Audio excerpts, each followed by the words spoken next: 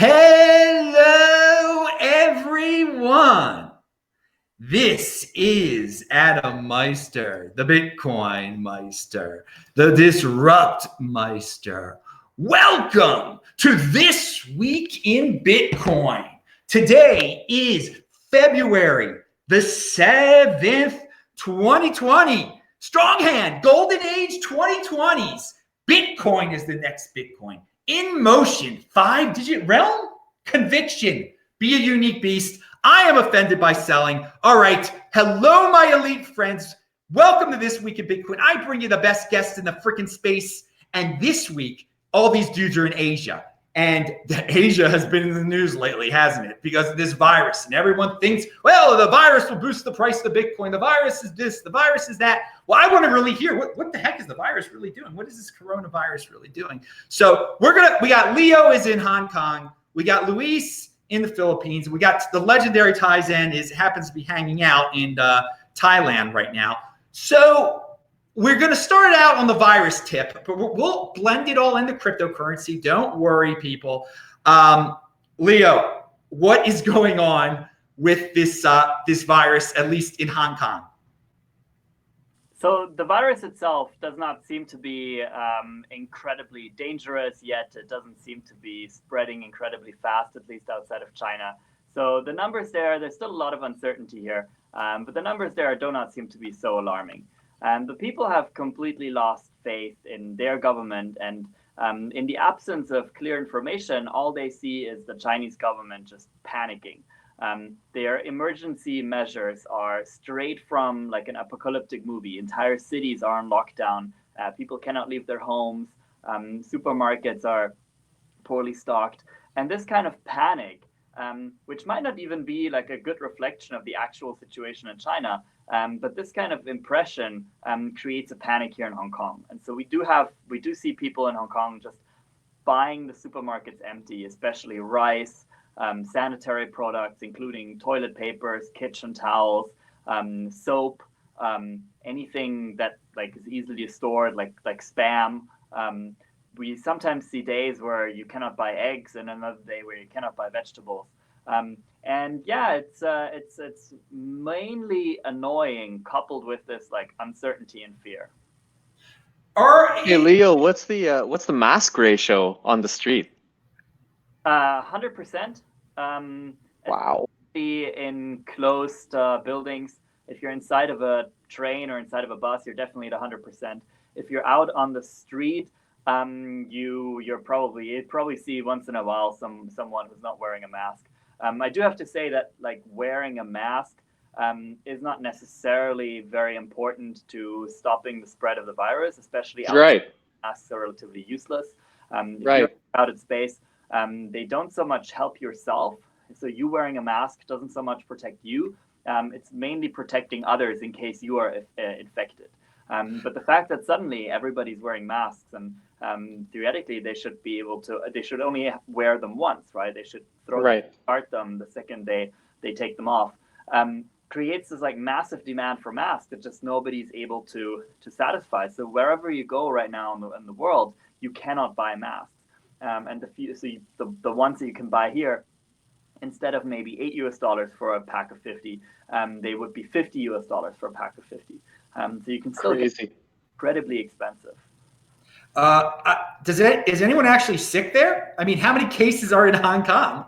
I believe Hong Kong has 25 confirmed cases, most of which are people who have traveled to epicenters in China or their immediate relatives. There are fears that just the massive number of people that came over from China in the last few days in Hong Kong, before Hong Kong will more or less close its borders tomorrow, that some of these people will bring in cases of the flu, that people might not just self-quarantine or might not exercise caution. But generally, we can say that over the last 10 days at least, the flu has not been spreading on the streets of Hong Kong. The risk of being infected is close to zero. Wow. Can you see the Chinese government using this as a power grab method by any chance?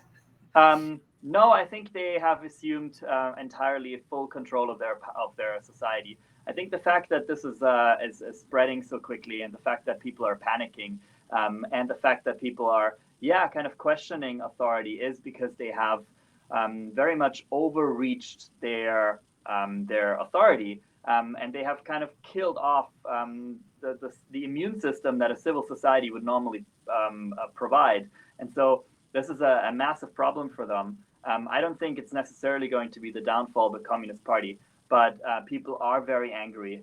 We can tell on WeChat and Weibo that people are, expressing an amount of dissent that senses aren't even able to handle.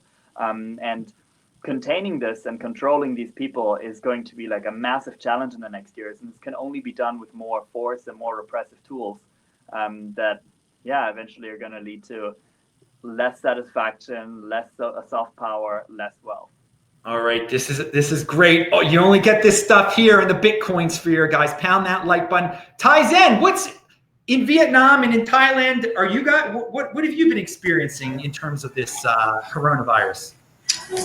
In Vietnam, since it borders the northern part of Vietnam borders China, the southern part of China, and since we have a lot of economic activity with China. And we have a lot of tourists, Chinese tourists come in. We have a lot of like the bulk of the economy, the tourism, just a lot of things that Vietnam deals with other countries is with China. Like China's the bulk of it, like the biggest trading partner and everything. So right now the masks they normally sell for like a box of 50, just regular masks, like the ones you see they wear in the hospitals. They usually sell for like $2.20, $2.20 in US dollars for a box of like 50. And now the pharmacies are jacking it up to, are increasing the price to close to $7, and some of them even $10. And it was getting pretty bad to where people could not get the mask. And so it led to one of the government officials, I'm not sure his exact title, but he's in the government, and I think he's who's in charge of the health department in Ho Chi Minh City, which is located in the southern part of Vietnam. And he had to make an announcement that any pharmacy caught making an attempt to rip people off unreasonably, charging high prices on the mask, and selling used masks, or hiding their inventory and not selling the inventory to the public. Anyone that is caught doing that, the government was going to revoke their pharmaceutical license and not let them sell, pharmaceutical drugs in Ho Chi Minh City. And in Ho Chi Minh City, which is responsible for like almost 1/3 of the country's GDP, this past week, this week they were ordered to keep the students at home for another week, and they're considering doing another week. Now we don't have a large outbreak. I don't have the exact numbers, but it's just the fear. One of the things that happens in less developed countries is when there's a epidemic, or there's a commotion, there's panic. There's a lot of uninformed material being spread around, and then you also have people that are anti the Vietnamese Communist Party in the U.S. The losing party that lost. The U.S.'s former puppet government that was in Vietnam. They're in the U.S. and they're making up fake stories about Vietnam. So if you're here, it's really hard to determine who is giving you the real information. So one of the things as a Vietnamese citizen is you just have to really listen carefully to see who's giving you the correct information and who's not. Well, here's the bottom line question I got. Are people actually sick in Vietnam? I mean, are there sick people there or not? I mean, that's it's not in large numbers. I mean, it's so it's a panic. I mean, it's the mask thing is wild to me. All right, let's move on to the Philippines here. Luis, what's the situation there? Are people actually sick there, or is it panic? Well, I mean, so our mask shortage actually started a couple weeks before the coronavirus even became a thing in the news cycle. In mid-January, one of our volcanoes started to spew ash all over the countryside. And, kind of, as I live 100 kilometers north of that volcano, and I woke up and there was ash all over my windowsill. And that stuff is actually legit bad for your lungs if you breathe it in. So, like everyone in the cities were buying up all of the masks that they could, because it was actually like legit health hazard to kind of breathe that stuff in, right? So we had that, and then we had the whole coronavirus kind of pandemic thing kind of dominate the news cycle. So now people who were already trying to look for masks are kind of doubling down hard on it. I think we have I think our confirmed cases of actual people who are sick are like in the single digits. So it's not we're not talking like a lot of people.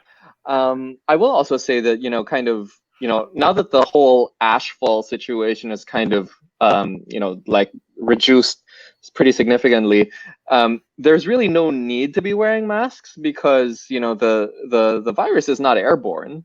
And in fact, if you look at the people that are actually sick, they tend to be either closely related to other people who were sick. So in other words, they were in super close proximity. They were living together. They were sharing meals. They were doing stuff like that, right? Which would not happen if you were just walking down the street, for example. This is not the kind of thing that you would just pick up. It's not measles where you would just like pick it up just by breathing the same air as someone who had measles. It's not anywhere at that level. So yeah, I mean, I don't know if there's like a public company that you could have invested money into prior to all of this that makes those masks, but like their stock price is probably through the roof right now. I don't know who they are, but like I wish I knew beforehand. Is it 3M? It's like 3M's a public company, right? So you could probably Yeah, it is 3M. Yeah, the mask. Probably too late. It's probably too late now, but I wish I had thought of that like 3-4 weeks ago. So. All right, so this is I'm going to tie everything together here, guys. But I want to say Josh Kohout in the super chat. He sent $1.99. Thank you, dude. He said, Tai Zen, when more Tezos videos? Hi, Adam, also.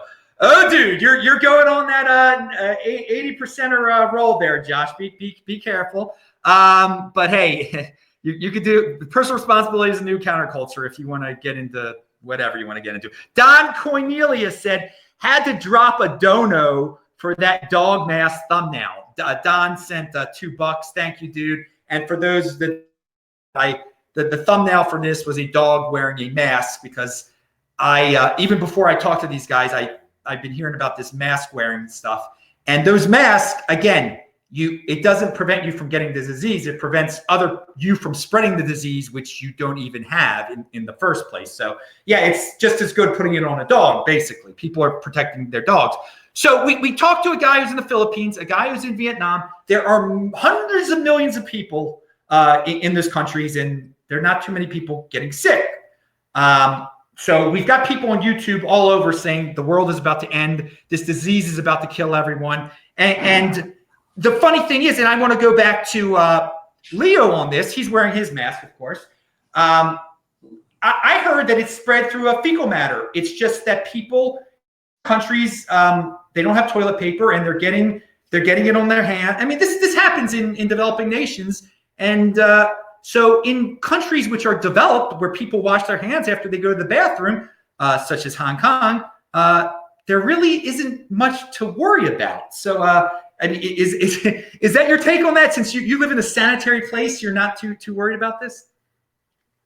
I am quite worried about global supply chains being massively impacted by factory shutdowns.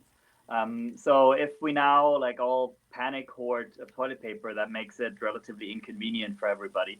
But essentially, toilet paper is not something like masks that you suddenly start to consume more and more and more as you get the flu, but rather we continue consuming the same amount of toilet paper as we would otherwise.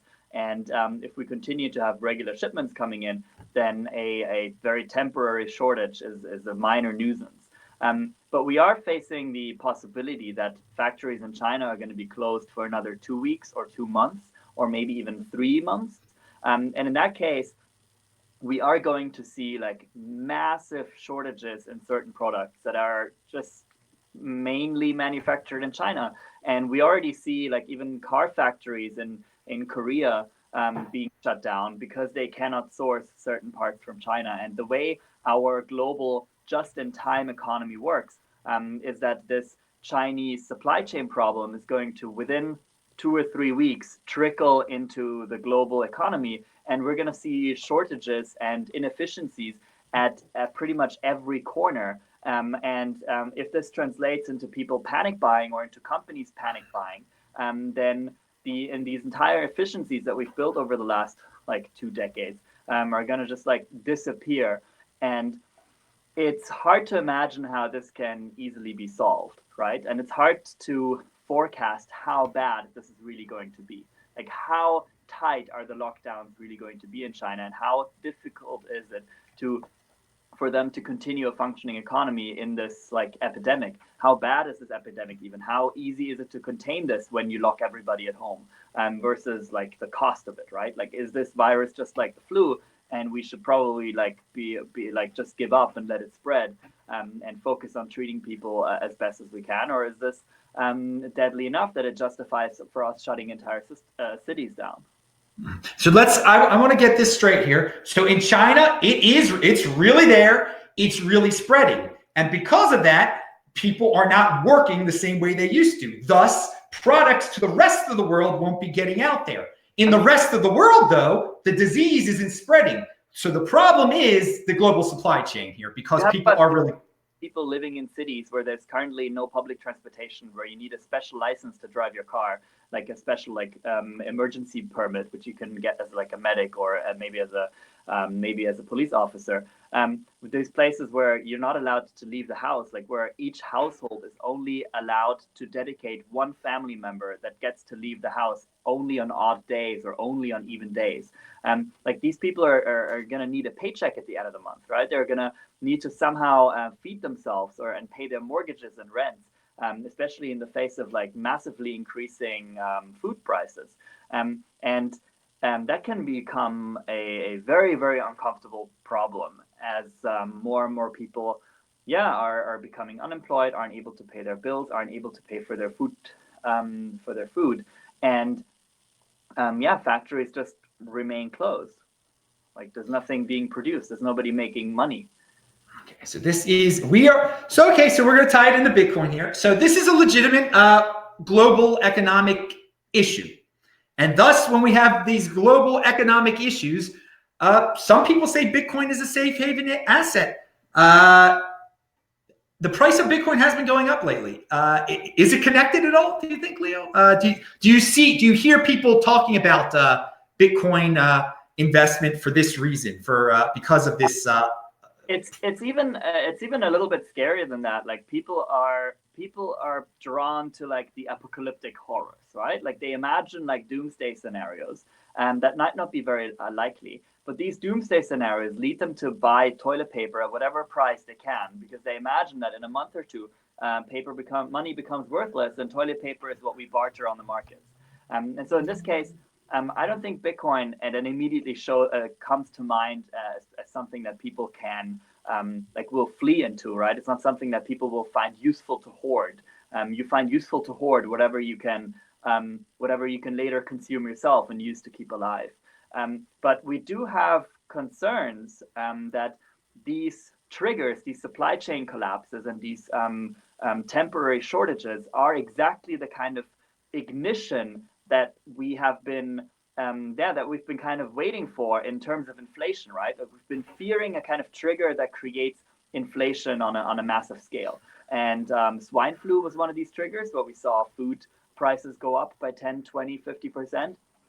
And now, in addition, we have a collapse of farming. Like, people cannot go back to their farms.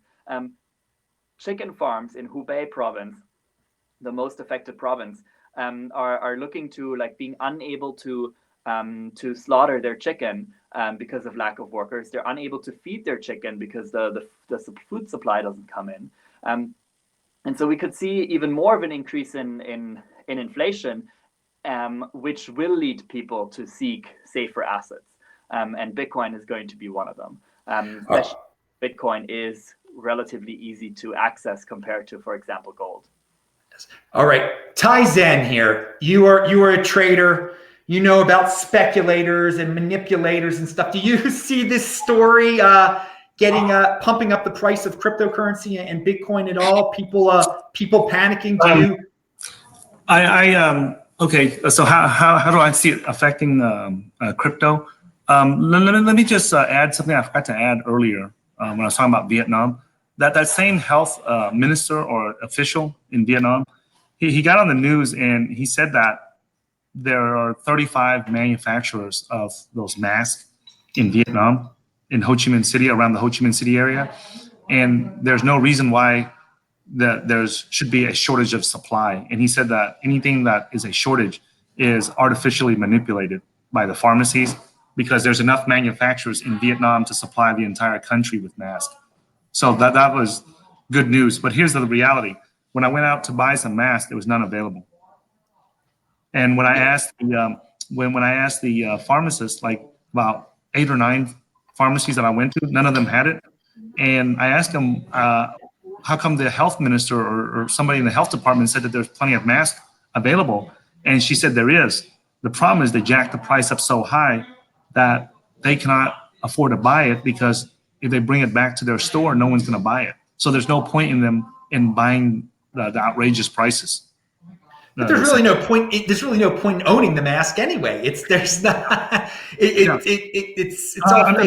I'm just throwing that out there. Yeah. But in Thailand, every time I come through the airport, there are usually like 3 lines. Just like if you ever come to Bangkok at either airport, whether it's Don Mueang Airport in the north or Suvarnabhumi Airport in the east of the city, there's always like 3 lines at each one where they process nothing but Chinese passport holders. So they got the line for the Thai people, then they got the lines for the other countries, and then they got like several lines just for Chinese people, because that's how many Chinese people come to Thailand. And I noticed that when I came through this time, there was not, like, I didn't see anybody in that line. And also, maybe it's because I came like at late at night, but I didn't see, like, every time I come through there, there's always, the lines are always full of Chinese. And this time I didn't see that many. And then when I was taking the ride sharing cars, the drivers were telling me that, yes, there is a drastic reduction in Chinese tourists in Bangkok. So obviously this is huge in China. People are always talking about Bitcoin and China connection. Do you see this affecting Bitcoin cryptocurrency in any way to tie it all together? No, you don't see it. No. So there's certain things that people like to like people like to theorize. Well, there's a saying in trading that, correlation does not equal causation. And what that means is just because something happens at the same time out in the world, that doesn't mean that that's what caused the price to go up or the price to go down in the markets. So yes. you always hear a lot of non-traders, they just pull stuff out the back of their butt and just say, this is what caused the markets to go up, or this was what caused Bitcoin to go up, or this is what caused Bitcoin to go down. And I'm like, really? There are some people that try to manipulate it based on news that really they try to connect it. They try to scare people into selling and stuff based on news like this. The speculators. Most the people that, okay, so let's just clear this up here, because I hear this a lot in crypto, in trading, the people that know how, that know how to manipulate the markets in crypto, and the people that know how, and they have access to technology that can do it, and they have the capital to do it, and they're in a jurisdiction where they can get away with doing it. These people that meet these criteria, I promise you, they're not online telling people that they're pumping the price or they're doing this or they're doing that. They're not. You won't ever see those people. You won't ever hear them. They have nothing to do with the influence, the crypto influencers, the social media. They are busy in the background making a crap load of money. They don't have time to be over here talking about stupid pump and dump nonsense. Okay, the people that can actually do it for real, the people that can actually do it for real, they are busy doing it with software and a bunch of other stuff in the background. They constantly got to watch it and tweak it. They won't have time to sit here and chit chat about how, or tell the world that there's a pump or a dump going on. So here's a quick question for you. Because I've been thinking about this a lot myself also, like in situations like this where it feels like the world is ending, and we could argue all day about whether or not that's true, but do you feel like if there are enough people that believe that Bitcoin is a digital safe haven, that it would cause the price to pump regardless of whether, it's necessary or not? Do you think that, like the market cap's small, right? So it doesn't take that much excitement in the market to move the price up a couple $100. Do you think that just kind of, the mistaken assumption that we are in some kind of apocalyptic scenario this year, do you feel like that is going to cause that much buying pressure? No, I don't think so, because the people that are uninformed and uneducated about things like this that scare easy, usually the people that scare easy don't trade or invest a big portfolio. Usually those people are not managing or trading a 7, 8, 9-figure portfolio. And the people that are managing a large 6-figure, 7, 8, 9-figure portfolio, they usually got to that point in their life because, usually they're a little bit more logical and they're more reason-based, right?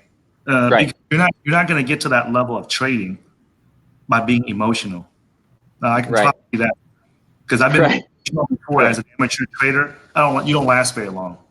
So you have to, be logical, and I'm not going to say that it's, the people that say that trading, you have to be unemotional when you're trading.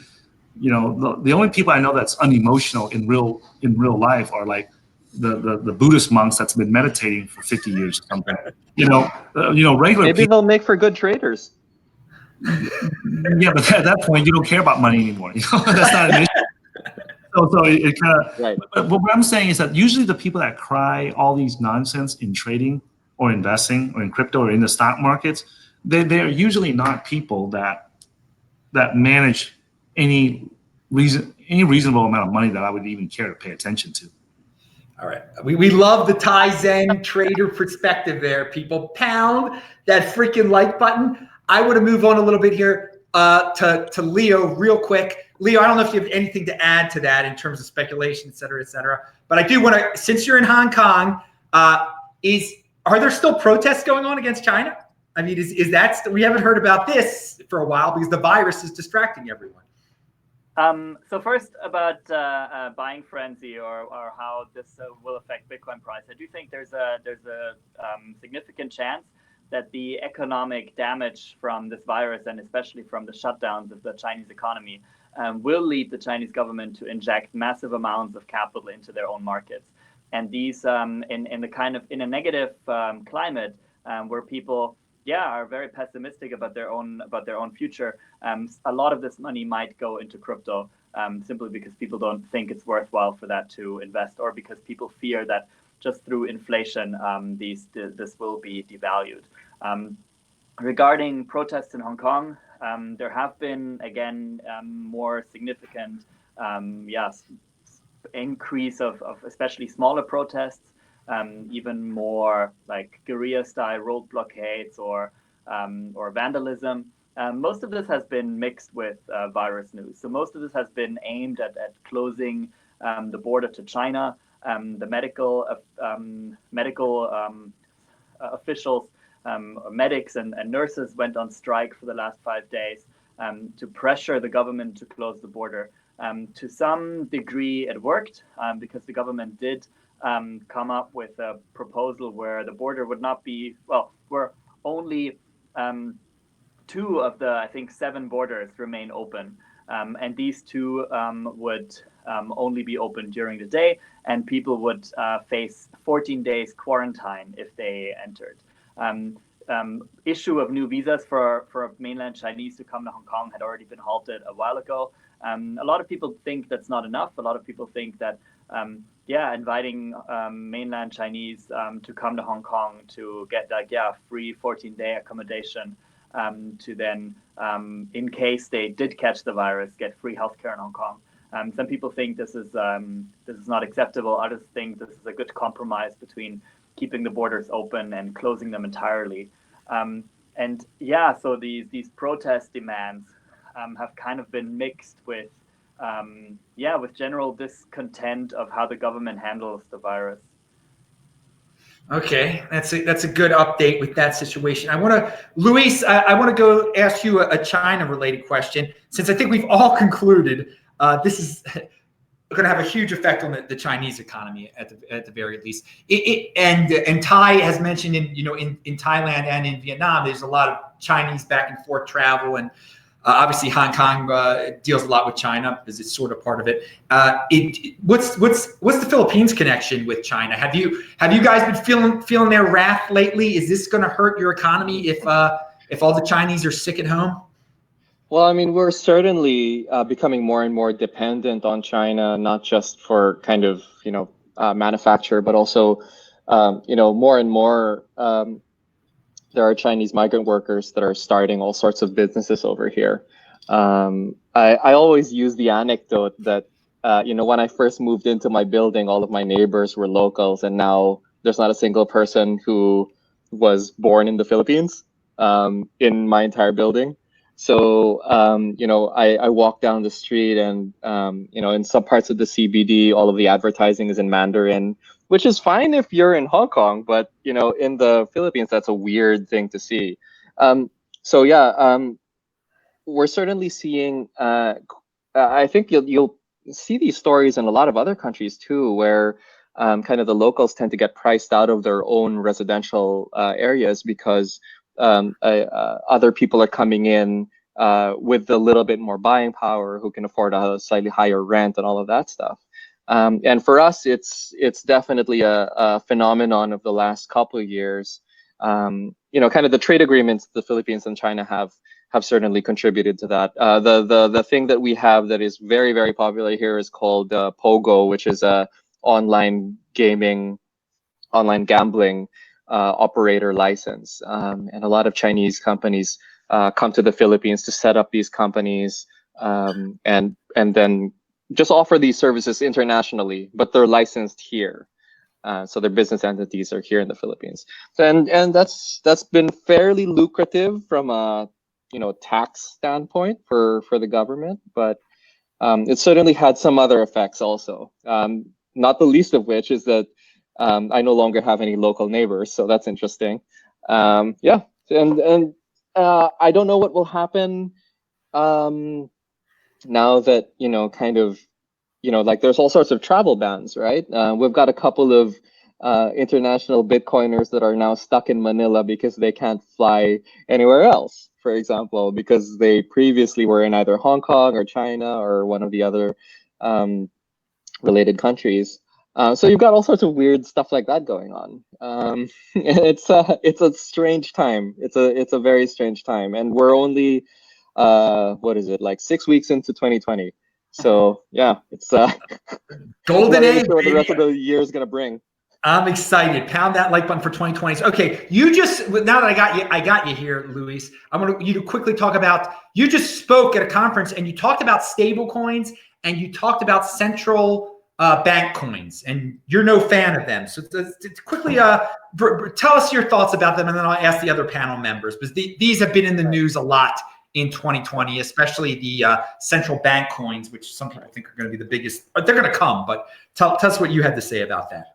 Yeah, so the conference was actually held by the OECD. So I was in Paris at the time, and the subject of the panel was cryptocurrencies and remittances. So like my background, or at least my area of focus, is very much on remittances, cross-border money transfer, stuff like that. And one of the questions that was put forth by the moderator was how I felt CBDCs, central bank digital currencies, were going to help solve the kind of the remittance problem. And the remittance problem is that it's expensive to send money overseas. And I was kind of very negative about it, at least in the sense that I didn't really see how it was going to change things. The thing about modeling, digital currencies after stuff that already exists is that, the better you are at your job, the better you are at simulating, say, a digital euro, the more likely it is that it's going to have all of the same problems as the euro or the US dollar, right? So all of the regulatory hurdles, all of the FX risk and all of that stuff just kind of becomes part of that package. And it was kind of funny because the panel that I was on had someone from the European Central Bank on it. So it was kind of an interesting bit of banter afterwards where, like I struggled to understand what they were for. The main problem with remittances is not even so much that it's hard to move money across the world. It's because there's so many regulatory hurdles to operating this sort of business. There's so much compliance that you have to pay attention to and spend money on. And having a central bank version of a stable coin, a stable euro, a stable dollar, or whatever, that's not really going to solve those problems, and it's certainly not going to change the situation to any significant degree. So yeah, so I was fairly negative about it. But on the other hand, I'm not really sure what they were expecting me to come in and say, right? I mean, they brought me in. They knew I was a crypto guy. There's very few crypto guys that would be like hardcore into a central bank stablecoin. So yeah. Well, you'd be surprised. There are some stablecoin freaks out there I've run into. I'll say this. I mean, I have nothing against stablecoins as a concept, but central banks issuing their own stablecoins, I'm not sure what the difference is. Well, yeah, you bring up a great point. I mean, it's the whole regulation. They'll just repeat what they have in the fiat side of things. It'll be the same, but it'll be more convenient for people. I think I mean, here's a closing question for you. They're coming, though. Would you agree? I mean, I think these things are going to come by the end of the year, maybe even if not 2021. I mean, they're certainly coming because there's not a central bank in the world right now who hasn't heard that you could do this. And I'm sure that they, like everyone who can, will try. I mean, we've already got versions of it here in the Philippines. I don't know that, my company Bloom will ever use them, but like honestly, so I'm fairly pragmatic about these things as well. If it turns out that I'm proven wrong, and it turns out that central bank digital currencies turn out to be kind of the preferred way to settle overseas cross-border money transfer, whatever, then I will happily use the technology that is out there. But at the moment, like I use Bitcoin to a much lesser extent. We use Tether. And that's about it. Like you don't really need all that much other stuff. So I mean, that's kind of where I'm at there. All right, let's go to Tai Zen because you're a trader. You've dealt with stable coins, but I want your take on but the central bank digital currencies. Take it away, Tai Zen. Okay, so I want your audience to be clear about something here because everyone is talking about these, corporate coins and these central bank coins, which they're all the same thing. These government coins, Fed coin, whatever. People are mistaken. Don't forget Libra. Yeah, they're all the same thing. They're all the same thing. Okay, and we are talking about two different things here, man. Like the crypto community is focused on one thing, right? And the government and the corporations are focused on something else that's completely different, and the two people think it's the same thing, and the people that's listening to the two think it's the same thing. The best way that I would say this is, have you ever talked to someone, right, in real life, and you ask them, like, hey man, what's the direction to the how do I get to the museum from here? And they'll tell you like, oh, the chicken restaurant is this way, and then you turn left and you turn right, and you're like, I didn't ask you for the directions to a chicken restaurant. I asked you the directions to this place over here, and then you ask them the second time and the third time, and they're still telling you where the chicken restaurant's at, and you're like, dude, I didn't ask for directions for the chicken restaurant. I asked for directions to the museum. And what happens is your audience has to understand, what are these people talking about? Okay, the crypto community is made up of libertarians and anarchists. that don't like the government. They want less government. You know, like everybody that's in crypto is like, we want less government involved with our money. Like we want the community, the peers, the people in the world that's using the currency to use this digital currency called Bitcoin or cryptocurrency, whichever one that whoever, depending on what community you're in, whichever one you want. But when that's what the crypto community people want, what the banks and the corporations and the government want is not a digital currency. Whenever you hear them say that they're coming out with their cryptocurrency, I want you guys to translate that word cryptocurrency to a settlement system. Just replace the word. Whenever you hear the corporate guys and the banks and the central banks and the government say, hey, we are looking to come up with our own cryptocurrency, I want you to, anytime one of these institutions say that, I want you guys to replace the word cryptocurrency with clearing and settlement system. That's what they're doing. They're not trying to create a new cryptocurrency like Bitcoin. What they're doing is they're taking the Bitcoin's clearing and settlement technology. Okay, and what do I mean by that? What I mean by that is, let me explain to you guys how it works. If I was to send $100 from my bank to Bitcoin Meister's bank, right? What happens is, on the surface, I send it from my bank account to his bank account over here, and he sees it on his screen immediately. Or, you know, if I send a wire transfer, or, you know, usually it's within 10 minutes, an hour, whatever, he'll see that he gained $100 and it came from Tai. But the reality is, behind the scenes, it takes about 3 days to clear that transaction. And what happens is the bank is allowing Adam to go ahead and use that $100 that I sent him. The reality is the money never came from my bank yet, but the banks have an agreement so that they'll let Adam use it, okay? And because my bank is in the same agreement with them, they trust each other, so they let Adam go ahead and withdraw the $100 or use it to make whatever payments he needs to make. But the reality is, behind the scenes, in the background, that transaction has not cleared and it has not settled. And in case English is not your primary language, when a transaction has not cleared and it has not settled, that means that the money is still at my bank. It is not at Adam's bank yet. So once the money leaves my bank account and it goes to Adam's bank account, and they know for a fact that it's in their hand, then it's considered clear and settled. In the US and around the world right now, that process is called T+3, which means transaction plus 3 days. Or some people call it trade plus 3, okay? But the shortened word is T+3, okay? So most countries, and now in the US, they're trying to come, they have a system and a process to get it down to T+2, which means transaction plus 2 days to clear and settle the transaction, okay?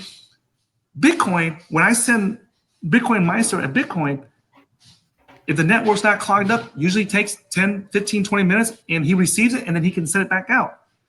10 and 20 minutes, or even an hour, is significantly faster than 3 days wait time for it to clear and settle. So whenever you hear the corporations and the government say that we are building our own cryptocurrency, I want you to replace it and hear it say that we are replacing our current, right, clearing and settlement system with Bitcoin's clearing and settlement system.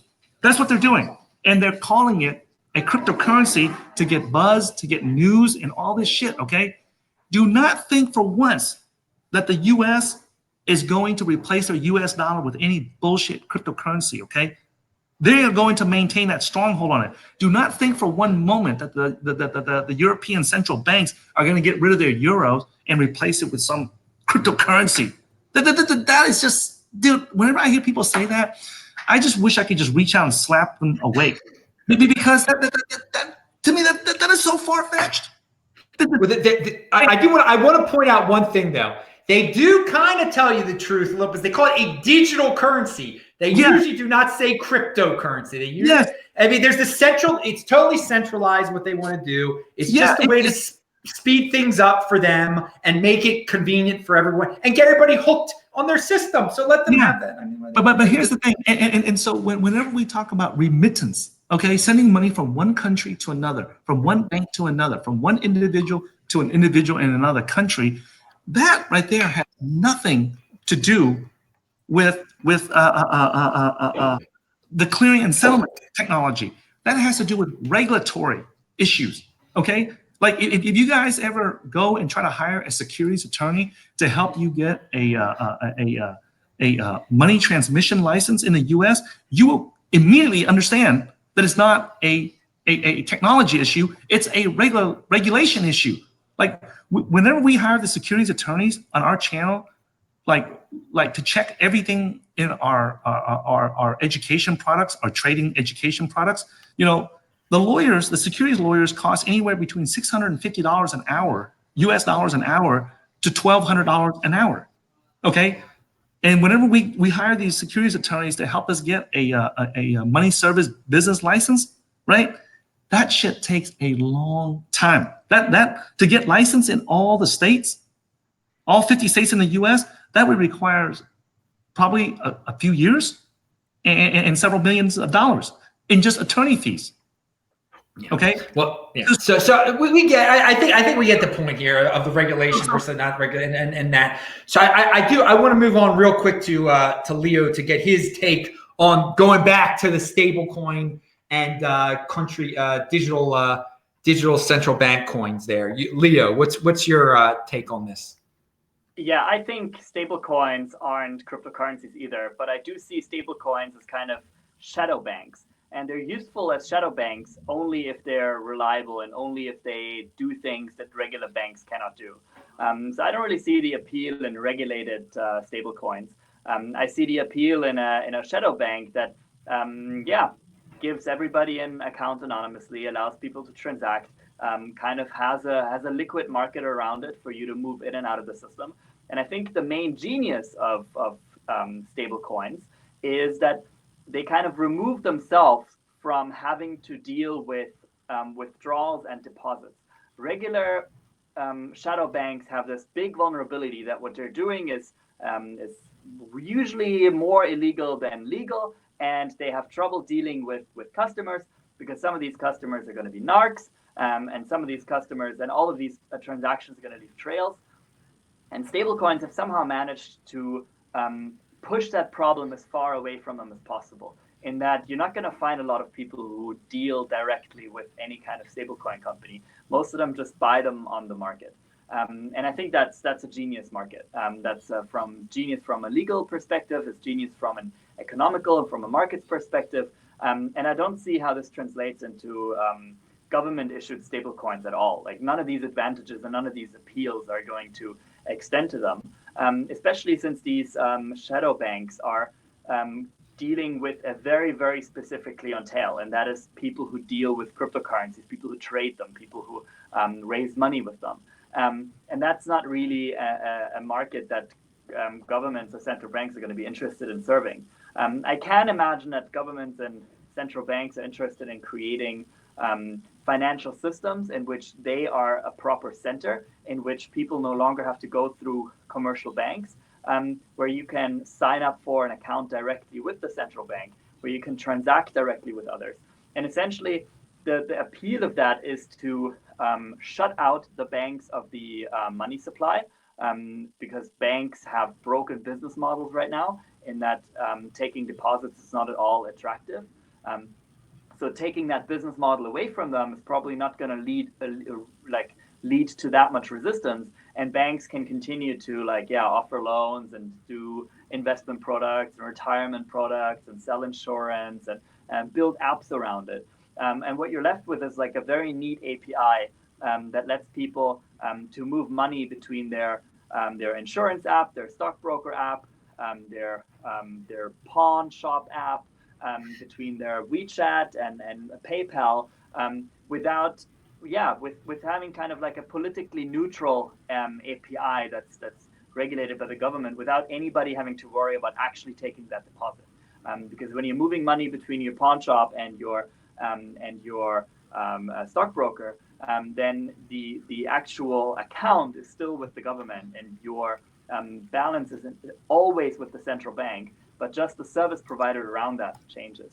And central banks are probably very interested in this because this is an environment where they can finally introduce negative interest rates, where they can drop helicopter money, and where they can very, very tightly control, supply, and monitor all transactions in a way that they cannot do it in any other system. I think this is incredibly far out, and probably not very, and probably not politically and technologically as easy as they think.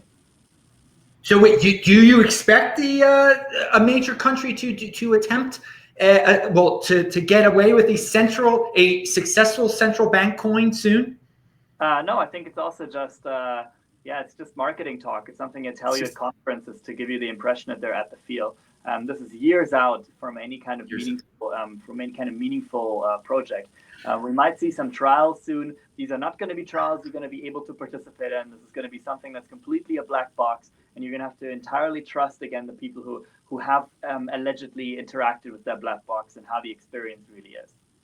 You did mention negative rates, and it is a way to implement negative rates. There's a way to do it through this method if everybody was hooked into. So that's why I thought something might actually happen where they can somehow do that. But that's a dream. That's a dream. In addition to surveillance and taxation. But this is something that is going to be led with much more resistance than people think. And even in China, people are going to quietly rebel. All right.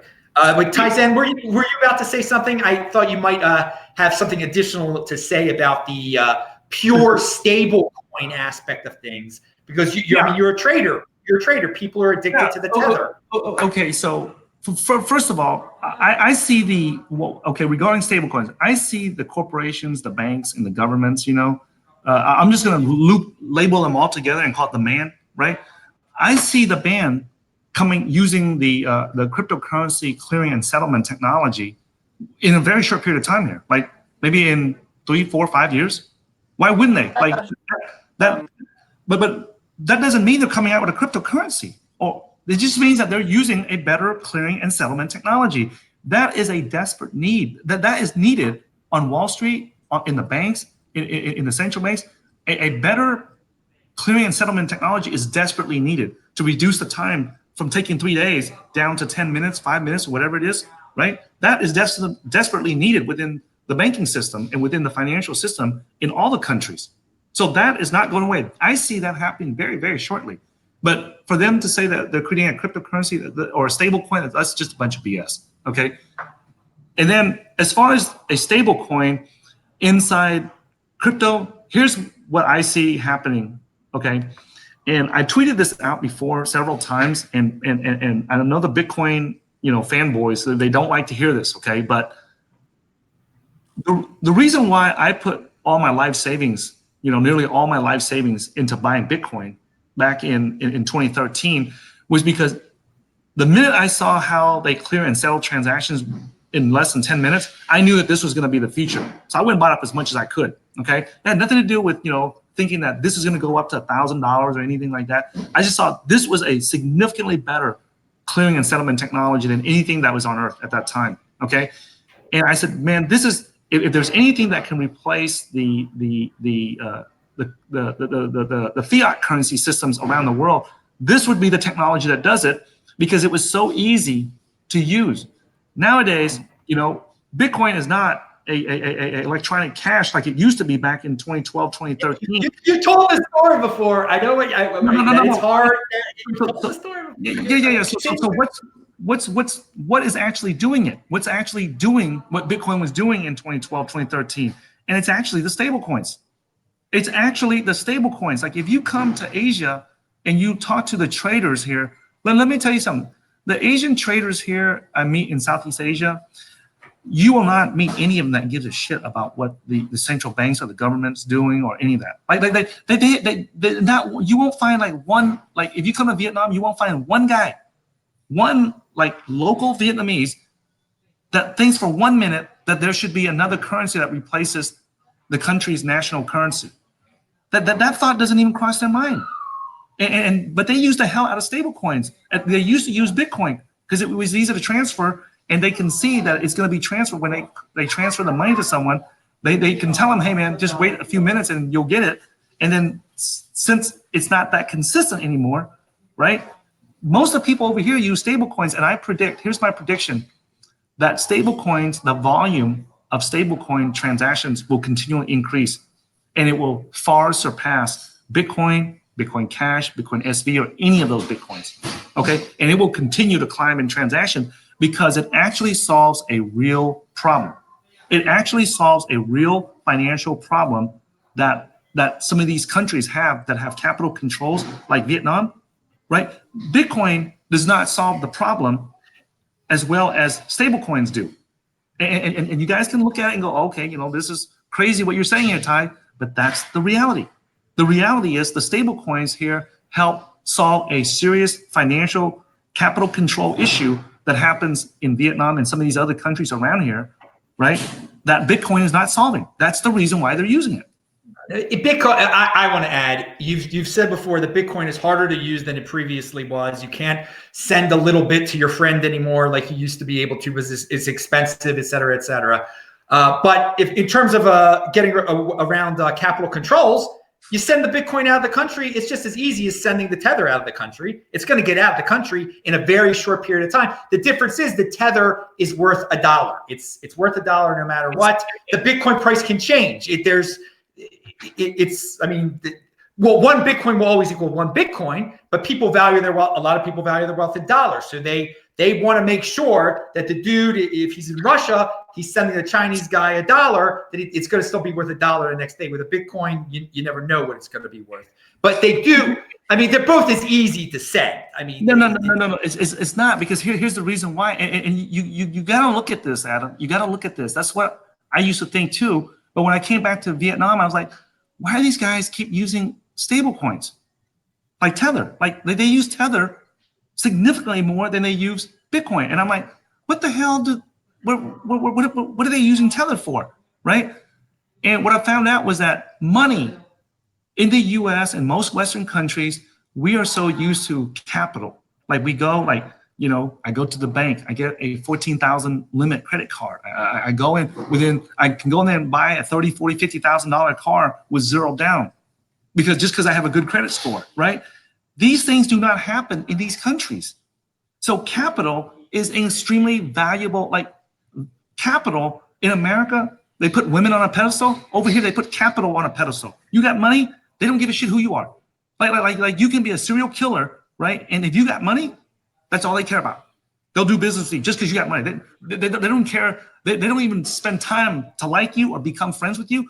As long as you prove to them that you got capital, they'll do business with you. And it's so important that when they send capital to you, that they have an idea that it's actually going to show up. Okay? Because remember, countries that are behind, that are not as industrialized or as advanced as like Vietnam is not, as advanced as the US and some of the Western countries. But when they did start their systems like internet, computing, and things like that, they just leapfrog all the legacy technologies and go straight to the front. So if you go to a Vietnamese citizen right now and they transfer money to each other, they do it on, hardly anybody uses the computer. They use their app on their phone and they transfer money, and the minute they hit send, boom, the other person shows up, confirms it, it's done. When they send a Bitcoin transaction and they don't know when it's going to confirm, sometimes it's 10 minutes, sometimes it's 30 minutes, sometimes it's an hour, right? They can't do, that's a lot of capital. They are not, and no matter how much I say that they put so much value on money and on capital here, right? That you can't imagine that until you actually live here, do business with them, speak their language, and you can see in their language how valuable capital is to them. All right, so let's Luis, you're in a similar country. You're in the Philippines. What do you have to say about all this? I mean, I think fundamentally, I don't disagree that stablecoins have a real role. I think that that's certainly true. I think that the fact that Tether sometimes does more daily trading volume than Bitcoin does is, evidence of that. But I think that fundamentally stablecoins are kind of very, they're very today's generation. And I think that as we've, like, if you go back to kind of the fundamentals of why we even had Bitcoin in the first place, it was because we believed that there was something wrong with the way that, kind of current traditional monetary policy was architected. And the thing about stablecoins is that they're pegged against fiat. So like they're not really going to solve the problems of traditional monetary systems long term. They certainly have a role right now because they allow people to, so for example, here in the Philippines, you can't just buy dollars without, explaining to the government or to the bank exactly what you're doing with it. But you can certainly buy Tether, and Tether to a Filipino is almost as good as a dollar. I mean, granted, there's a few points shaved off here and there, but it's close enough. Now, the fact that it is pegged to the dollar means that it is going to eventually succumb to every single problem that every other fiat currency has succumbed to over the last 500 years or whatever it is. And that is, inflation, like a overall decreasing value and buying power. Ideally, this was what Bitcoin was really meant to address. I do want to say that, like we're in the middle of a very, we like to call it a very grand economic experiment with Bitcoin, right? Because we're not exactly sure if this is the solution that will really do it for us. But it's certainly, in my mind, it's certainly shown itself to have some real legs. When I do my workshops here, where I teach people why Bitcoin even exists, like I always say that, like when the year that I was born, you could buy $1 for 11 Philippine pesos. As of this morning, it's about 51 Philippine pesos. So just in my lifetime, we've lost about 80% of our value just against the dollar. And that's not even talking about, like, say, against the consumer price index or whatever.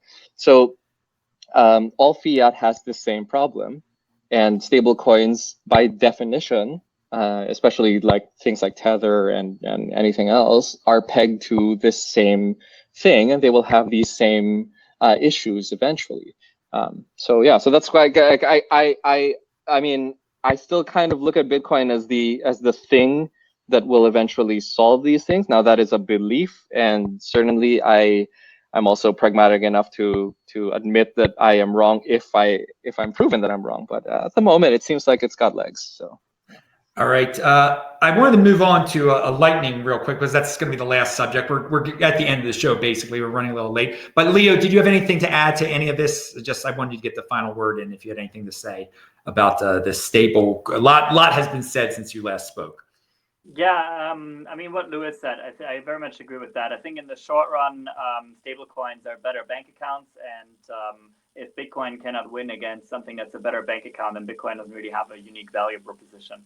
But Bitcoin very much does have a unique value proposition, and people do realize that. They do know that when they're dealing with a stable coin, they're essentially dealing with a company, and they're dealing with the legal issues around that, and the intents and the trustworthiness of the individuals associated. And Bitcoin is, it doesn't have anybody running it. It doesn't have a founder. It doesn't have a CEO. And people very much value that in certain situations. All right.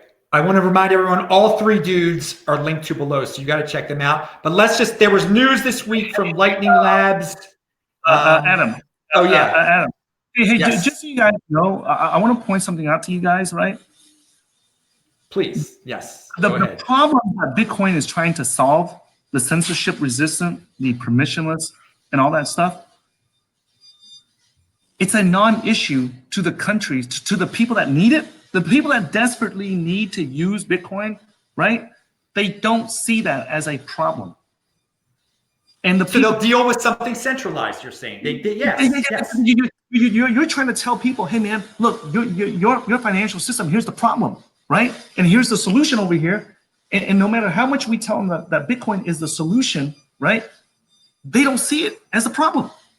Yeah, but they see it as a problem very quickly. A year ago in Hong Kong, we would have also said, like, hey, we need to explain and we need to make the case for why Hong Kongers should, want to have a currency and want to have a way of saving money in a way that the state cannot easily confiscate it. And suddenly we're in a situation where this is very obvious to everybody because the state has come out and confiscated the money from people. Yeah. So check this out. The Western countries that see the financial system as a problem, right? Their current financial system is pretty good enough already to where it's not worth changing it. But the countries like Vietnam and the other countries that are less developed that can desperately use a system like Bitcoin, they don't see it as a problem. And when you say, oh, it's unconfiscatable, you know, like if I put my money in a Vietnamese bank and the government can take it or someone else can take it, right? The mentality here is that you're a fucking idiot to put it in a damn bank. Why would you give your money to somebody else? Yeah. I feel like China would beg to differ with the whole, like, I think unconfiscatable certainly matters to them. Yeah. So. It matters to a more developed country that doesn't really, you got to keep in mind, guys, all this stuff we talk about, that censorship resistant, permissionless and everything, it's a small population, guys. We are a small group of people, okay? Leo pointed out we're small until we're not, until people realize, like, oh crap, I do need this as an option on my money. I do need this. I'm just sharing with you guys with boots on the ground. I'm just sharing with you guys. Okay, so you guys understand, because sometimes when we live in a Western culture, it's really hard for us to step out and see, and especially if we don't live, drink, speak the language, and eat the foods that those people eat, we may not understand how they think. They may not think the same way that we do. Yeah, but you just said I mean, my boots are definitely on the ground, so. And some people they live right here, and some people their boots are on the ground, but they can't see what's in front of them because I'm just sharing this. Yes, and we get that perspective that not everyone sees it the same way, and clearly they're going to like Tether more than Bitcoin. There's some people that they don't care about the certain aspects of Bitcoin. Leo, you were about to say something. I think, Tai, you very much concede that people do think it's stupid to put your money in the bank, right? You said it yourself, like, why give your money to other people? But we don't have a lot of tools for making this happen. Like, we can keep cash under a mattress, we can keep gold in a safe, or now we can keep Bitcoin. So I do think people already see the problem and they already have some solutions. And with Bitcoin, I think they have a new solution that is superior in some other ways. And I do think this is very much important to people. They wouldn't call it unconfiscable. They would just call it like the government can't easily take it away, or the bank cannot collapse. And the fact that this is not pegged to their local currency is also very, very important. Like, people like it being pegged to the dollar because they see it as somewhat stable. But as Louis pointed out, like, there's this inflation in the dollar as well, that like the United States is kind of like exporting to us, and we kind of pay because our local currencies are even worse. People very much will see the situation where, something like the coronavirus leads governments to print money to make certain problems go away. And suddenly we realize, like, hey, like, our money is losing our value. I want to put that wealth into somewhere where it doesn't. And the tether works fine as long as the US dollar works fine. But other people are gonna want to. Okay, so I want to share with some, so you guys know. Okay, whenever you guys are talking about inflation, like, we talk about inflation in the West because it's important to us and we can see it, right? But over here, they just don't care. And you might say, hey, you know what? The Vietnamese people are stupid or whatever because they don't care about inflation. No, it's because whenever they have extra money, they go buy land with it. And the land prices here go up 20, 30, 50, 100, 200, 500% in a year. So if you take your money and you go put it in a bank and you lose money, the value of it due to inflation, the mentality here is because that's your stupid fault. Like, why didn't you buy some land with it? All right. We've gotten into a broader discussion here. This argument, it will not end. It will not end. The show has a limit. But I was we got the point. We understand the point. Be open to how other cultures. Okay, we are. You're telling Luis this. He's in the middle of the freaking Philippines, man. I'm pretty sure I'm pretty open to the way other cultures think. All right. Let's just move real quick to the lightning news. I want to talk about the lightning news, and then everyone will sign off. Everyone will get to say what they're doing. But I mean, this was actually something that happened this week. Lightning Labs. What happened here? Okay, entering the decade, they got some funding. Lightning Labs got some funding here. Do you have thoughts on this, Leo? You know about the Lightning Network. That's Elizabeth and team. I think it's very exciting to see that like people are interested in investing in this, and that also Lightning Labs does have a plan, quite a credible plan to monetize their services, which eventually is for most Bitcoin companies like the biggest question. Similar with Zap Wallet, I think their announcement for Spark was also quite interesting. I am very, very anxious about these kind of monetization models, but since they're incredibly important for keeping this ecosystem running in the long run and keeping these like amazing people and working on Lightning. This is very exciting to see people like making the first moves on those. When you're saying why are you anxious? Just that the traditional funding method of a business, that it could be co-opted, that the Lightning. What's the worry there? I mean, we've seen this in Bitcoin already, in that we've seen especially wallets and Bitcoin core development in general having difficulties raising the money that they need to simply keep running, and that a lot of these projects had to like veer off into into more problematic ways of raising funds, or more problematic ways of running their business. For example, by selling data, or by compromising people's usability, or by what happened with BitPay of just who knows going on to what direction. And so we've seen Bitcoin companies very much struggling with their monetization models, but we also know that this is incredibly important in the long run for really keeping this project going. Okay. Do you guys have like some thoughts on kind of, how you envision, Lightning, like what's the killer, killer use case for it, like a couple years from now when it's a little bit more ready for prime time? Because I've really struggled to kind of wrap my head around what happens when you can do like instant micro kind of transactions. I'm really trying to, see what, like, try to peer into the future and see what that's like. I don't know if you guys have any thoughts on that.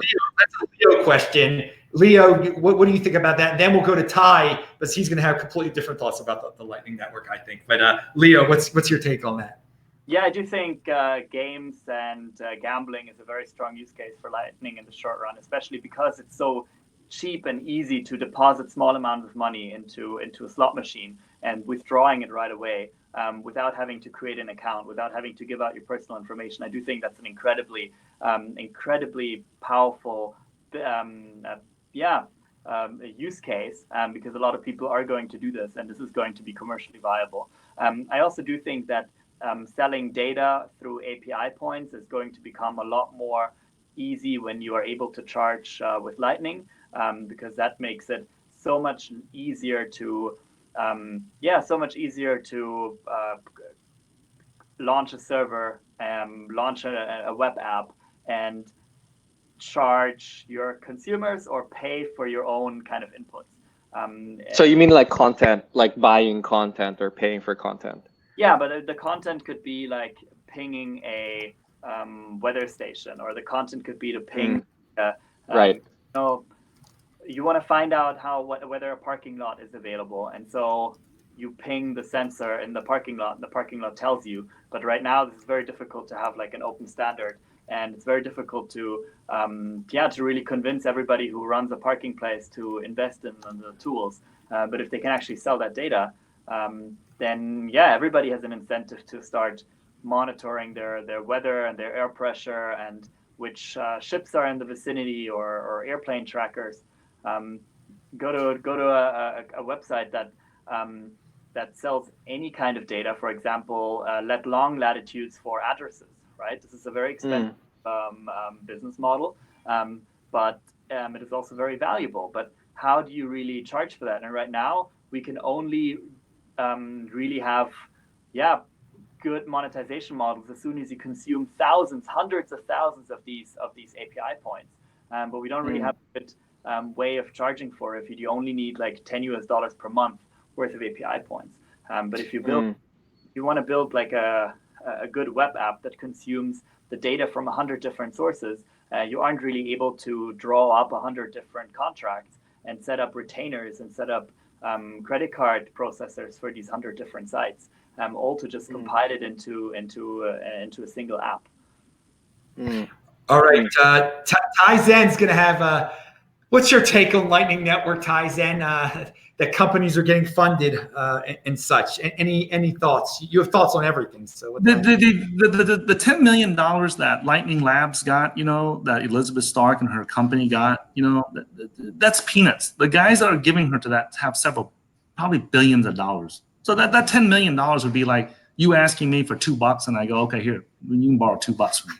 So to somebody that's in Africa or somewhere where that they're living on 10 cents a day, $2 or $3 might seem like a lot of money to them, But in the big picture of things, that's a very small amount of money.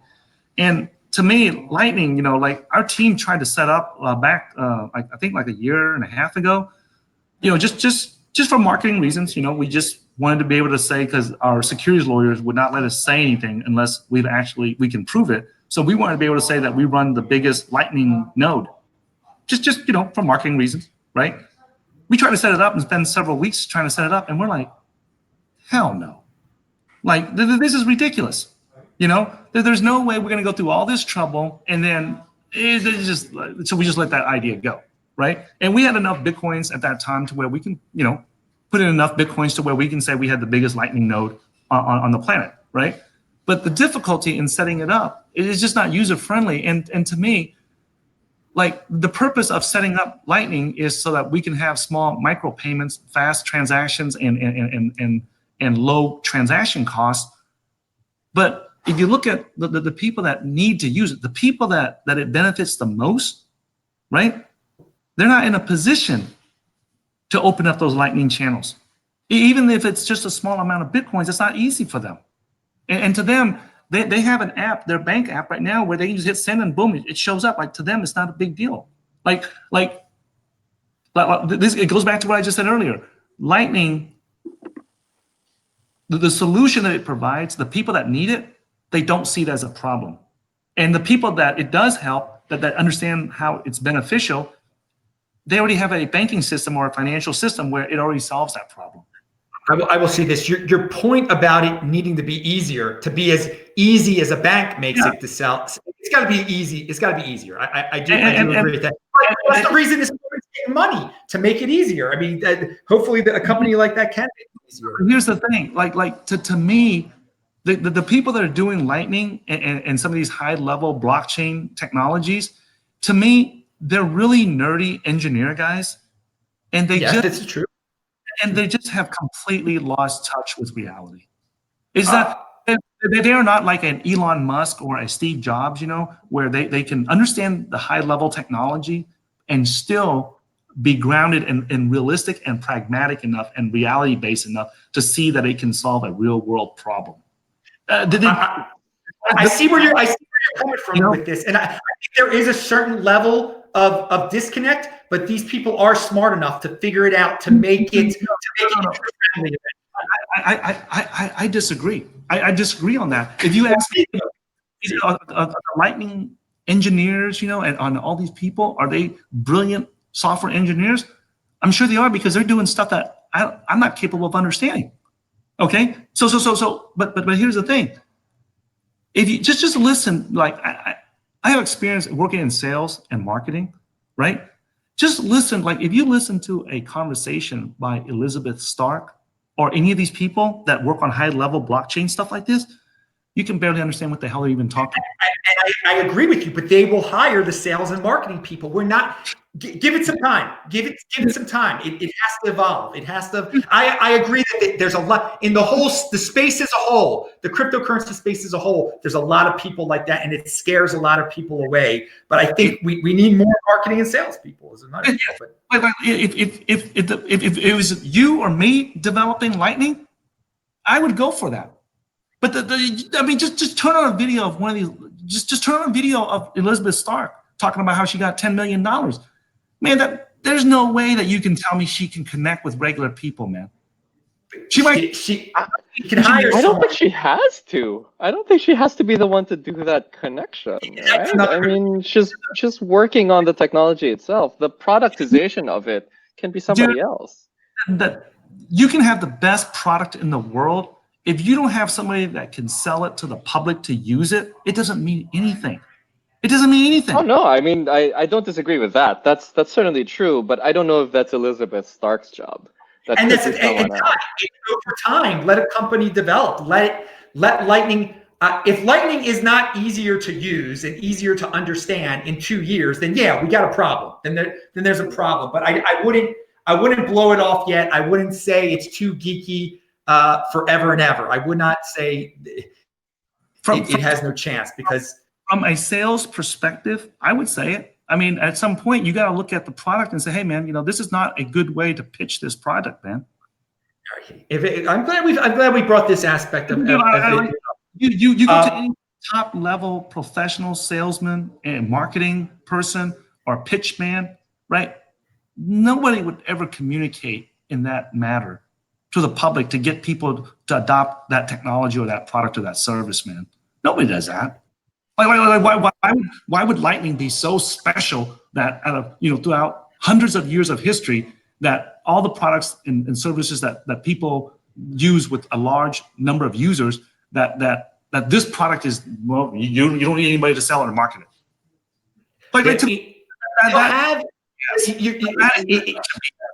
It will have a team. It will be, if they can't get the marketing right, then it will fail. Let's just put it that way. Let's get our conclusionary thoughts in. We'll start with Leo. Maybe you had something else to say about Lightning too, Leo. But conclusionary thoughts. What you're doing, Hong Kong stuff. Anything you want to say? Yeah, it looks like 2020, at least the next 3 to 4 months, are going to be quite a wild ride in Asia. I do think we're going to see quite a few unexpected political and economical new realities. I'm very optimistic of Bitcoin, at least very, very well weathering them, if not even excelling at them, and really, pointing out to everybody what its use cases and what its value proposition really is. Includes also Lightning. That includes also payments. Excellent. Thank you again for giving us an update from on the ground in crazy Hong Kong. And I think all three guests kind of put it in perspective that worldwide, I don't think people got to panic about the disease. It's more of an economic issue. If you're in China, you should be careful and you should be clean. You should worry about the high fructose corn syrup that's in all your foods that you're eating. Much more, and the refined sugars and the refined flours in your food. That'll do more damage to society than the coronavirus will. Yeah, that I agree with. The cigarettes. That's a good.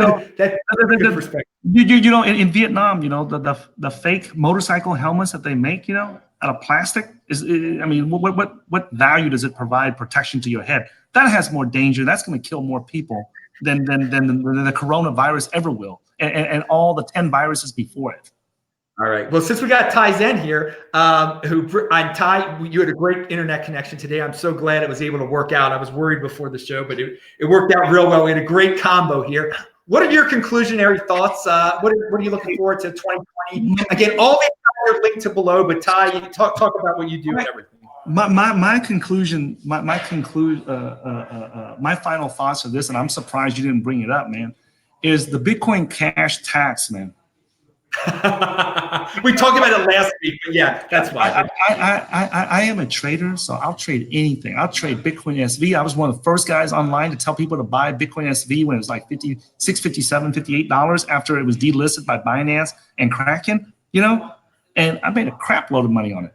Okay, so Bitcoin Cash, the same thing. When it first came out, it was only $300. I was telling people to hold on to it, right? And then it went up to like $3,000, $4,000. So we're traders. So if you ask me from a trading perspective, I'll trade anything that makes money. From a philosophical perspective, now I'm putting on my philosophical hat, okay? This is not my trading hat, okay? This is my philosophical hat. Man, that Bitcoin tax, that Bitcoin Cash tax, that has to be the dumbest shit that anyone's ever come up with in Bitcoin Cash history. God, man. And I'm sure somebody in the Bitcoin core community is going to take a clip of this and replay and rebroadcast it over. But that has to be the absolute, if there was an Academy Award or a gold medal for the dumbest idea that anyone ever came up with in Bitcoin Cash's history, it has to be that 12% tax.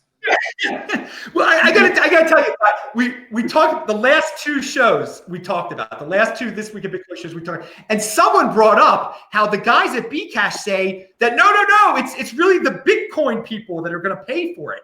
And my guest said that's total BS. They're just saying that because they give some complicated explanation of why it's really the Bitcoin people that are paying the tax. They make it so complex that you just don't question it. It's total BS. I mean, it's total BS. That's like that's like the faggots that screw another. No! And say that, hey man, if you close your eyes, it's the same as making love. God, we know what you're about to say. Okay. Listen. It has to be language. Come on. okay. Listen. The tax has to be the dumbest shit. Like, Okay, no cursing. everyone is accusing Bitcoin Cash of being centralized and everything, and they argue there's no evidence of it and all this stuff. And now you come out, okay, I hereby declare, that we're going to tax every miner 12% or whatever it is, I'm like, who the hell is you? Who the hell is you? All right. Let me say, I'm from Baltimore, and we have entered the ghetto here. I mean, Tai is really bringing out the ghetto here. It's just so stupid. Like, they should have. This is the best way to do that, okay? And I'm telling you how. Let me explain to you guys so you guys understand the Asian culture. They don't see it as that way. They don't see it as a centralized move. You guys understand that? They don't. I think this is a good point you're making. That Bcash is something totally centralized, totally outrageous against the philosophy of cryptocurrency. And Asian buyer, who cares? They'll just buy it. Just buy it to buy it. No. Okay, hey, it's going to make the coin more valuable. Who cares? Who cares? No. Yeah, that's actually about. That's the trader. That's a trader mentality too. I mean, it's a good point. I'm telling you guys. If you walk up to an Asian person, unless that Asian person has Western influence, like me, learn and study in America and places like that, you just talk to a local Asian person. When you tell them about censorship resistant, when you tell them about permissionless, when you tell them about unconfiscatable, dude, their eyes just because it's a saving face culture, they'll look at you and go, yeah. In the back of their mind, you're an idiot. Go make some money off of it. This is an unexpected turn at the end of the show here. Thank you for the Bcash stuff. I didn't think we'd be talking about that today. All right, it's just we gotta get to that. With Tai Zen is on the show, the show's going to go long. I mean, they should have put an address up. If they wanted donations, they should have just put an address up and say, hey man, we need funding. Okay, we need funding. If all the miners would do this. He said they were going to be able to raise $200 million on their own, and they weren't able to do it. So they do this instead. We'll see. There might be a split eventually. It'll be interesting to see. Oh, they're definitely. Hey, mark my words. There will be a split in Bitcoin Core, in Bitcoin Cash, and Bitcoin SV. It will happen again. All right. Already. Okay. So why would they stop? You're the second guest that has predicted Bcash split. I wouldn't be surprised. All right, Luis, we'll let you tie it all up. We'll let Luis conclude. You're coming from the I'm gonna completely avoid the whole Bcash conversation. I'm gonna go back really quick to the Lightning thing. I think that when you're building an open source technology like Lightning, ultimately, well, when it's, I don't know, like how many years it's going to take for this stuff to really be ready, but ultimately that will be judged on the quality of the technology itself in the same way that Bitcoin was judged based on its technology. And, there was no centralized marketing effort to push Bitcoin, and it just kind of happened organically. I mean, obviously we had a lot of people who were really, really into it and wanted to kind of, tell all their friends about it and stuff like that. And certainly a lot of people threw money at trying to promote it, but that was never the job of a single organization or a single foundation. I think the same thing will happen with Lightning if it is in fact as good as we are hoping for. Now, that being said, we don't know. And the reason why I am very optimistic is because, this first round of funding for Lightning Labs, well, I guess it's not the first round of funding, but this round of funding is at least a step in the right direction. And certainly this was what was missing from maybe the early days of Bitcoin when everything was just volunteers. So I'm hoping, that it will eventually turn into something that, I'll be the first to admit that it's a little rough around the edges right now. And I've certainly tried to use it myself. And I'm not sure that I would be able to recommend it to kind of your average non-technical person. But I kind of felt the same way about early Bitcoin as well. So I'm hoping that eventually it will kind of get to that point where it's a little bit more polished, a little bit more stable, and all of that stuff.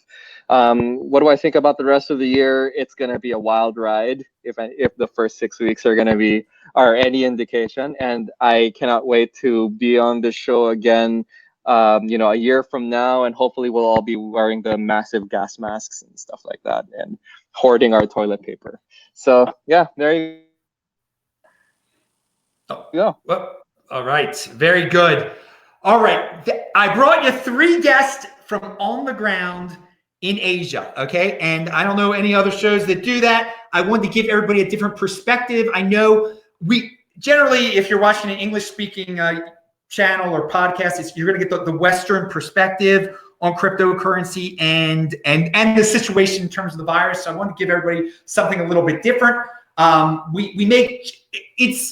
I don't like to make generalizations or anything like that. Like, oh, it's done this way in Asia, it's done this way in North America. But there are definitely different paths that people go on in different places that in certain parts of the world they're not familiar with. So I just wanted to clear up if anybody thought that people here were making big generalizations today. No, they were revealing certain things that go on in other parts of the world that in the Western part of the world we might not be familiar with. I mean, there's so many narratives on the Western side of cryptocurrency that are not even known on the Asian side. Like, I mean, with the Bcash thing, I think in the Western side there's a lot of like, this is so fake, it's nonsense, it's a scam, blah blah blah blah blah. But on the Asian side, there's plenty of people like, no, so what?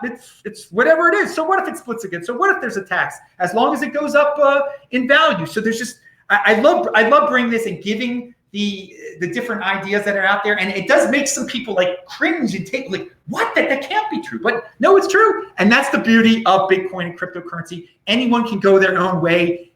No one can stop them. No one can censor you. And so, so I thank all my guests today for bringing this unique, awesome energy and also calming everybody down about the virus. That's very important. And so, yeah, 2020 should be a blast.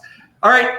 Thanks a lot, guys. I'm Adam Meister, the Bitcoin Meister, the Disrupt Meister. Remember to subscribe to the channel, like the video, share this video, check out the links below, pound that like button, bang that bell button. Shabbat Shalom. New show here every day. We'll see you next Friday for this one, This Week in Bitcoin every Friday. See ya.